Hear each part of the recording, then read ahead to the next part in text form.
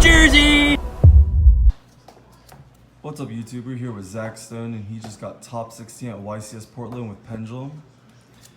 Yeah, guys, Pendulum is the nuts. They didn't touch anything. Electromite's still at 1, which means you can still play a copy of it. So I'm just gonna go into the deck profile. 3 servants. So like they ruled apparently at top 8 in the middle of like a match that the way this card works is if you attempt to use its effect to like summon it and another monster, that is only 1 attempt per turn, and it can no longer be like special summoned because an attempt was already made. So the card kind of loses its like versatility, but it's still like the broken card. And in my deck, I just played 2 copies to summon like 2 monsters. He's the nuts. He's like an out to Mystic Mine. Doesn't target, and against Salad and Sky Striker, he's just an auto win with a counter on the field. And then this is like an extra body. You can end with these 2 on your field as well as like your normal negate board. So you can end with 5 negates. And overall, these cards are just insane. Like the spell counter interaction, like a lot of people actually don't know how they work too, so they're confused on how they make plays against the deck. And yeah, like this card actually has like an effect where it can attack directly, so like sometimes that can come up for like chip damage. These are just like really good cards, and as well as the rest of the deck, it's just 3 Dark Worm, Gate 0, and 3 Chrono, and Time Gazer. It's just like a turbo pendulum engine. Nobody really reads his effect, so like they try to Ghost Ogre or something and it's on the field so it doesn't die for the first time.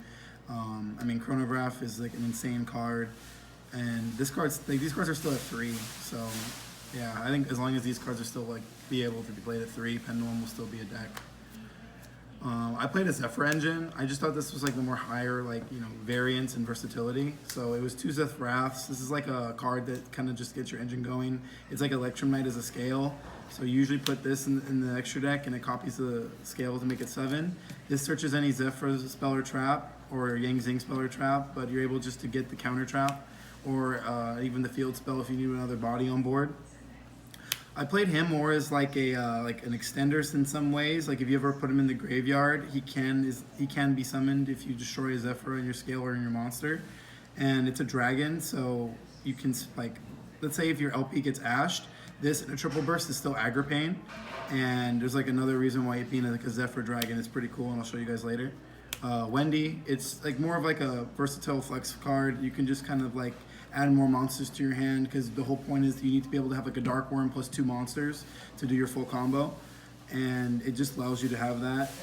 I played Zaxaton just more as like a versatile like card to pop back row, and Thubane, it being a scale 1 is important because if you don't have a low scale, Zefrath can be a scale 1, and it's just a card that lets you kind of like remove problems. It allows you to like answer multi-roll, and that's like pretty important if you're ever in the grind game versus Striker. That was it for the Zefra monsters, and the last 2 monsters in my deck was Aether and Destrudo. He's just an important combo piece. Sometimes he's used to like summon LP, depending on your hand and how things are. And this is just like, I guess like lets your spheres be like better. But at the same time, it's like good removal for Colossus. It like pressures like a lot of like salad boards. It doesn't, you can't Balinks this, so this is really good in that. Hi Ryan Murakami, UDS champion. That was it for the monsters. I don't know the exact monster count. Oh, I didn't know that. 3 spell power mastery. So this card is just allowing you to tutor Servant. If you ever draw this in Servant, Searching Endymion gives you 2 counters. It's literally 3 counters when you play the scale, so it's like auto combo. And it's just like, this is the card you want to see the most of. It sucks when you see 2, but I would still play 3 every time, even if I meant drawing 2. 2 Call by the Grave. This is like the card I didn't know if I wanted to play or not. This should have been like Curtain Raisers in theory, just to allow you to like see your combo more. But I'm just kind of glad I played it. I wanted to play more like safe since I wasn't too sure on what I'd see at this event. And throughout testing on like Dueling Book and interactions, I'm still kind of glad I played it. So I don't know. 2 Shrine. I didn't want to see multiple, and I played Ravine, so I had like other ways of dumping Dark Worm. And without playing Ravine and other cards, I think I would play 3, but I never wanted to see a lot. 2 Providence. This and a Servant is 3 counter trap. 3 spell counters. So it's just too good not to play this engine with Servant in my opinion. And like again, the versatility, like this card is like can protect the Zefra cards from being destroyed, and that can come up because like they're trying to attack you for game, and like, they can't get through like a 26 defense monster. If like sometimes like weird scenarios that will come up, and there's like other cards in here that allow destruction from being. Allow the cards from being destroyed. So like the Thubane and the Zefraxiton don't really like blow up your cards; they just blow up theirs. 2 oracles. It's just one of the most higher impact cards for the deck. Again, it allows you to have like 2 spell counters. It can get you a 3rd if you just Pendulum summon the Zefra and get a Providence. There's your 3 spell counters. And then the Ravine, just because I play set rotation. Again, it's all about making sure you get like the spell cards, your starter cards. It's a combo deck, you know. And as well as Terraforming, Upstart, and Foolish to round off the spells. And the 2 traps I played are just Zefra traps, Divine Strike and War. This is like a searchable Optimistic Mind, which is like really important. And a lot of people, when you just have this card in your hand and you have combo, they don't know this card even is like a card, and they just run into it all the time. I mean, they're trying to play around this, and sometimes they can't. And this is why I think this is like the better version of Pendulum rather than playing the Magicians, because like stopping chain links is so important. Like being able to like stop Sky Striker from like chaining things is like really clutch, and like ending the chain is so good. Like Speed Spell 3 is one of the best mechanic. And there was like a game I played against like this Megamorph OTK deck, and I had War, and I Zefra Ward his monster that he was trying to kill me with, and he red reboots me game 1, and so I have Divine Strike. Like that was pretty cool. So yeah, I just think this is like the better variant of Pendulum. It was 40 cards. I don't play anything less when I play combo, in my opinion. Onto the extra deck, Oral Sword and Arbormax. These are like more high impact. Like this is like wins you the games when you go second, and like Sky Striker and Salad can't kill this. It's like they need Dingirsu, and a lot of the times you're gonna stop them from making Dingirsu. And these are just like really, really good. Like they come up in more versatile situations. A lot of the games are usually just over when you're like resolving your combo. So to be fair, they only come up in like those weird scenarios, but I'm glad I played them. Like these cards are really good.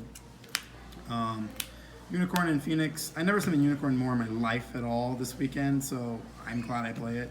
But it was still a card I was considering to cut, and Phoenix is just something I feel like every deck can just play because it's such a like versatile card. Like backward destruction is so irrelevant, and I mean 19 beater is not even the worst thing in the world.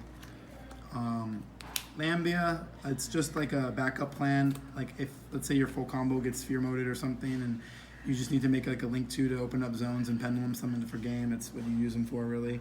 You can combo with, like, let's say if you're using like Destrudo. There was some times where I've comboed using this and not getting to Electromite before, so it does come up.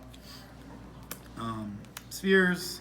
This is just how you end your board. It allows Aether to be like really good, and this is just like overall more like the I guess like broken cards this format. It forces people to waste their battle phase, which is really good. And yeah, like if you have to break my board and give up your battle phase, you're having a hard time doing that. Triple Burst, it's there for the combo. Sometimes you can come up and summon him against like Sky and block them from Ray. I pierced over a token this weekend. That was pretty cool. Electromite. Yeah, this card's nuts. It literally lets you have whatever cards you're missing from the combo. You get Dark Worm if you don't have it. You can put Zefranu if you don't have access to Zefrath. It does so much for you. And then yeah, its effect to just basically get a free card. Like you can sometimes dig for another spell to get the last spell counter. Like it does so much. And yeah, this card's still at 1, which means you can still play Pendulum.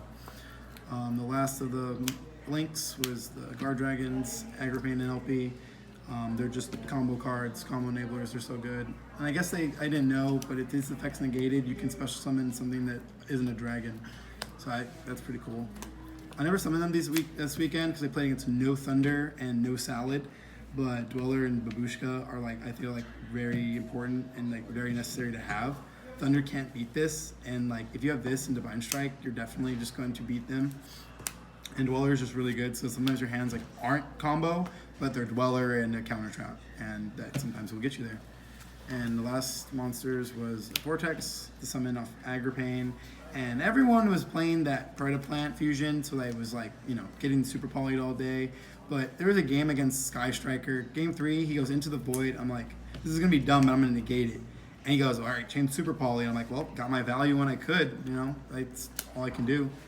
And the last sort of 2 synchros, Quantum was just like a way to go for game. I played this over Zeta because Zeta, it can act like a trap, but if you're using Zeta that way, I don't feel like you're winning the game. Like you're playing to not lose instead of playing to win. And this deck just, it can OTK, it can clear boards, and this and a Boral Sword is like 85. So yeah, it's very strong. And the last one was just more of a, like for the soft lock was the synchro to stop the spell effects. And the side deck is very streamlined, but I was very satisfied with it. So I played 3 Pankratops, basically, so I can like pressure the trap decks, and I can have like an extra body because he can be Pendulum summoned, which is pretty cool. You can summon him off Chronograph, which is like a nice interaction to have. And overall, I feel like he's just a more like flexible card. So I'm really glad I played him in the side for sure. Also wanted it out to like something dumb like a Secret Village or Imperial Order, I guess. 3 Droll was the only hand trap I played in my deck. I just wanted to basically beat the mirror in any like combo deck. It was the only way I felt that I'm beating any of the danger combo decks too, because all their dangers just become like -1s, or they're not like the free monsters that they are. And I didn't like Ogre, I didn't like Ash, I didn't like Impermanence, I didn't like Gamma. Gamma just forced you to play Driver, which meant you waste more cards in your side deck. And this is like something that I guess you have 2, you can play 2 in a turn if they called by the grave it. It never really came up, but that was just something that I thought of. So I liked it. I never saw it when I was playing against combo though. I played Drago, which was like the only card I sided when I went first really. There was a game where I just had to like Pendulum summon this, make Electrum Knight, put Jackal, add it back, tribute it, play Providence, search a Divine Strike, and my opponent's hand was like effect to, it could kill Drago if resolved, so I negated it with Jackal. It was an evenly matched and I negated it with Divine Strike, and then the rest of his hand was 4 dangers, so he couldn't really play. You never want to draw it though, but it was pretty cool.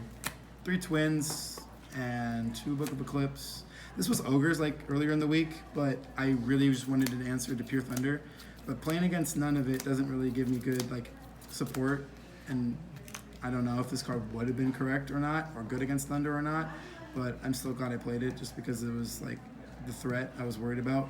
Twins is just like the staple side deck card. Discarding Darkworm is like the nuts, and you know, I don't think I'd play Cosmic Cyclone just because paying 1,000 life points doesn't seem like the most effective thing to do, and getting rid of 2 back rows better than getting rid of 1. And then I sided 3 Evenly just because like I didn't want to do Red Reboot. I felt that Evenly was more of a blowout card, and against like non-trap decks, like big board decks, this is like better than Red Reboot obviously. So it was overall just a way more higher impact, and I've just had too many people just like auto concede or just they lose on the spot when this card first resolves. So that was a deck. Pendulum is still really good, and I think it gets even better when those like 3 cards come out, because Jackal is still something that you can use on your turn to stop the egg. And yeah, other than that, I am very satisfied. The shout outs I have is for my sponsor Tim. Without him I wouldn't be here, as well as my friend Will gave us the place to stay. Also shout outs to everyone in SoCal, shout outs to Ryan, shout outs to my friend Ed, shout outs to Jose, shout outs to Alexis and Elvis. Shout outs to all the content creators, by the way. I love the fact that you guys like are willing to put yourselves out there and show like the community what it's about for these experiences and these events, because like it's what I live for. For sure the game's like a bonus on top of everything. So yeah, if I'm missing anybody, no offense, it's been a long weekend, but thanks guys. All right, thank you. Congrats again.